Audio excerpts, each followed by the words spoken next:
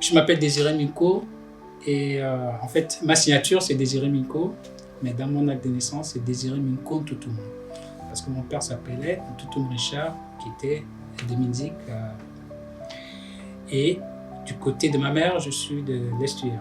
Pour mon âge, j'ai arrêté de compter mon âge à 30 ans. Mes origines, je suis d'origine modeste. Mes parents, ma mère était couturière, après elle est devenue ménagère, mon père était gérant et mon beau-père était ferrailleur. Donc j'ai vécu dans un milieu modeste. Sauf que j'ai eu l'avantage de grandir dans deux quartiers. Un premier quartier où je suis né, Cocotier. C'était un quartier presque monolinguistique, on ne parlait que le franc. Donc ce qui fait que même quand je suis allé à l'école, je ne comprenais pas français. C'est à l'école que je suis allé apprendre le français. Après, je suis allé dans un deuxième quartier qui était, lui, cosmopolite. Donc, je me suis retrouvé autour des enfants de riches étant enfant de pauvres. Donc ce qui fait que je sais vivre, je connais les deux mondes. J'ai fait du CP1 au CM2 à l'école Saint-Joseph. Ensuite, mes parents, pour me punir, m'avaient envoyé faire l'entrée en 6e que j'avais raté. Ils m'ont envoyé chez ma grand-mère. Donc je suis allé passer mon entrée en 6e et mon CEP à Coq.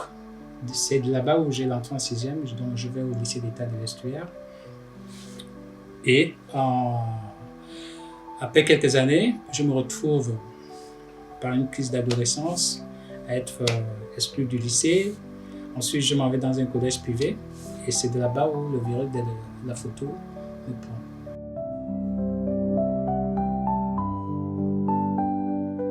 Ma rencontre avec la photographie, elle s'est faite de manière fortuite. Je ne pensais pas être photographe un jour. C'est mon frère qui obtient sa bourse d'étudiant et qui s'offre un appareil photo. Donc quand il arrive à la maison, il veut se faire prendre en photo. Et on habitait le boulevard Triomphal et l'ambassade de Chine venait de se faire construire, donc c'était un joli bâtiment. Il m'a dit, on va faire les photos devant le portail de l'ambassade de Chine. Donc c'est comme ça que j'ai pris l'appareil. Depuis ce jour, je n'ai plus jamais rendu cet appareil et je l'ai quasiment confisqué. C'est comme ça que le virus de la photo m'attrape. J'ai la chance que on vit avec une tante qui sortait avec un photographe. C'est ce photographe qui me dit, jeune homme, si tu es intéressé par ce travail-là, ne suis pas la façon dont nous on le fait. Nous on le fait pour nourrir nos familles. Si tu veux vraiment t'épanouir dans ça, voilà, il m'a donné des livres où il y avait des écoles de photo. C'est ce qui m'a donné un peu un aperçu de ce qu'était véritablement la photographie. Et c'est comme ça que je me suis lancé. Pour les parents, c'est jamais facile quand un des enfants décide de ce que certains appellent petit métier. Mes parents voulaient que je sois médecin. Donc ça a été un choc même pour mon frère qui s'occupait de moi durant cette période. Il a été un peu déçu. Mais je savais ce que je voulais. Et c'est quand j'obtiens, par exemple, ma première opportunité d'aller étudier en France, que ma mère me demande donc, on va étudier pour appuyer sur le petit bouton là. Aujourd'hui, ils sont fiers de ce que la photo m'a apporté.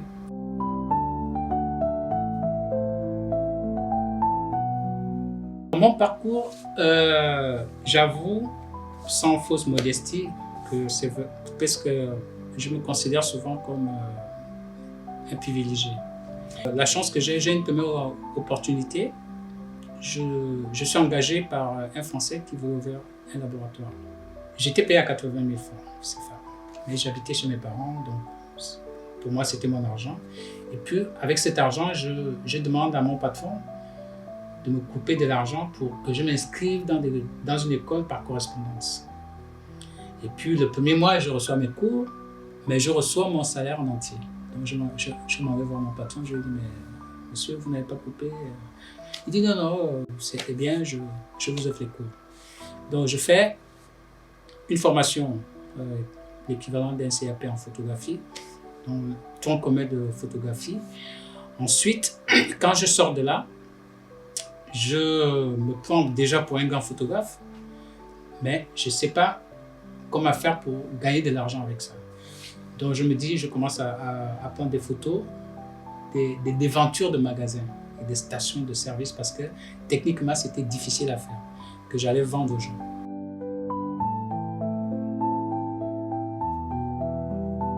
Ensuite, j'ai une opportunité, je participe à un concours photo. Le thème du concours, c'était Terre de foot. Je gagne le premier prix, Maître Méré est deuxième, Serge Abesso le troisième. Et le premier prix, c'était une bourse à l'École nationale supérieure Louis Lumière, qui est une des écoles les plus prestigieuses de photo en Europe. Donc c'est à partir de là que je prends une dimension, on peut dire supérieure. Mais entre-temps, je me fais embaucher à l'Union. Après avoir eu mon CAP photo, je me considérais comme un grand photographe, donc je ne me voyais pas en train d'aller à l'Union. Vous savez, la jeunesse. Et puis, comme je n'avais rien à faire, je jouais au mot fléché. Et j'étais devenu fort que je suis allé proposer à l'Union. C'est pendant la discussion avec le directeur d'exploitation, un Français, il me dit, mais jeune homme, en dehors des mots fléchés, qu'est-ce que vous faites dans la vie? Je dis, je suis photographe. Il dit, ah ben ça tombe bien. Il prend son téléphone, il appelle M. Yangaré pour dire, j'ai un jeune Gabonais devant moi, est-ce qu'il peut commencer lundi? Je me dis, mais... Et puis quand il raconte, il dit, bon, jeune homme, vous commencez lundi en pigiste. Les jeunes, dès qu'on vous a donné un petit travail, il faut le faire correctement. Parce que c'est les photos où je signais à l'Union que le directeur du bureau régional de l'AFP à Libreville, donc ils observaient mon travail. L'Union était abonnée aux photos de l'AFP. Donc je voyais les photos de l'AFP. Entre ce que je voyais et ce que je réalisais durant cette période, je m'étais dit que je n'étais pas prêt.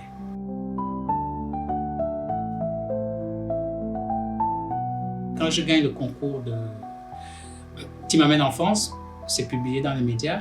Donc quand je vais en France, je termine ma formation à Louis Lumière. L'AFP, le bureau d'ici dit, le gars qu'on veut aller Libreville, il est là-bas. Donc le jour où je termine ma formation à Louis Lumière, je reçois un coup de fil de l'AFP qui m'offre un stage d'édition photo, transmission photo et de traitement photo. Donc quand j'arrive dans cette grande agence, c'est une agence mondiale, forcément je suis impressionné, je fais ma formation et quand je rentre à Libreville, je fais des propositions au journal L'Union et je me sentais des ailes qui étaient sorties. Donc quelques mois après, j'ai posé ma démission pour être le photographe régional de l'AFP que j'ai été pendant 7 ans. Les 7 ans ont été entrecoupés parce que j'ai fait la rencontre avec Omar Bongo. Et cette partie, j'en parle parce qu'il faut expliquer aux jeunes que j'ai parlé de mon passé. Je suis issu d'une famille modeste. J'ai jamais été pistonné. Mon premier piston, c'est mon travail parce que j'ai eu la chance. Il faut d'abord vouloir une chose. Quand on a décidé de faire une chose, prenez le temps de l'apprendre. Et ensuite, quand vous maîtrisez votre sujet, c'est cette maîtrise qui va être votre parapluie.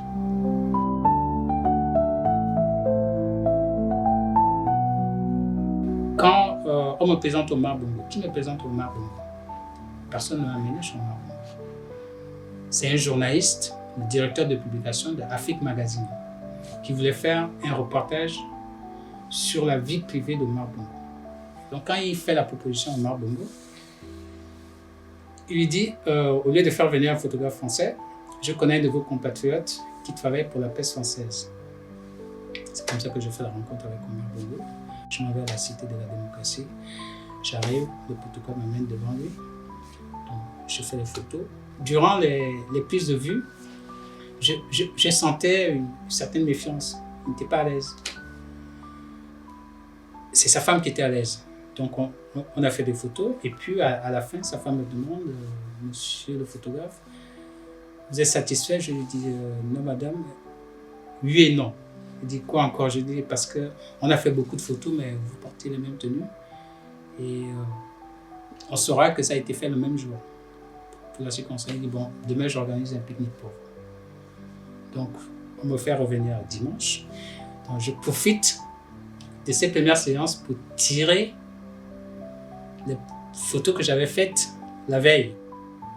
Et quand je les présente au président, c'est là où il m'avait adopté. C'est comme ça que je vais au palais. Nous sommes en 2008. À peine arrivé, le président décède. Entre-temps, l'équipe du candidat Ali m'avait déjà contacté pour dire parce que moi j'avais envie de partir. Non, attends-nous, on va mettre les choses en ordre. Donc, j'ai fait la transition avec Rose Francine Rogombe. Et je peux vous dire, j'étais le seul photographe de la présidence qui était resté faire la transition. J'étais le seul. Ensuite, l'équipe, Ali est venu avec son équipe, ils m'ont gardé. Donc j'ai fait Omar Bongo, Rose Francine Rogombe et l'actuel. Tout simplement parce que dans toute chose, comme j'ai dit, le premier parapluie, ça doit être votre compétence.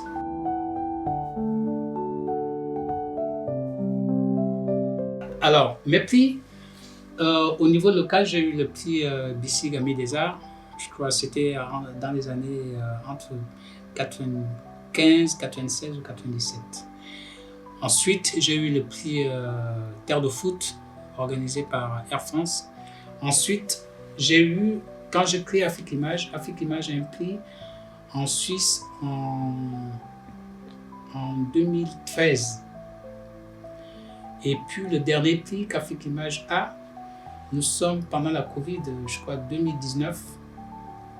Et c'est un prix que j'ai reçu par visioconférence. Et les tout derniers prix que j'ai eu, c'est suite à un reportage que j'ai eu à faire parce que il faut vous dire que j'ai réalisé mon premier reportage que j'ai exposé, c'était Clin d'œil sur le Bouti. Je suis passé de Clin d'œil sur le Bouti à Esprit du Bouti. Cette deuxième partie de ce reportage était beaucoup plus spirituelle, c'était beaucoup plus mystique parce que j'ai ajouté des effets. Et c'est cette deuxième partie qui remporte 2 prix en novembre et décembre 2023.